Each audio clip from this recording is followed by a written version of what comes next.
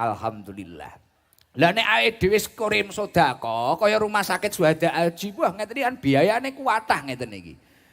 Sedekahan iki dingge sahibul hal, kabeh sing dikholi. Termasuk korban Syuhada Haji wonten taun pinten Pak Rosim menika?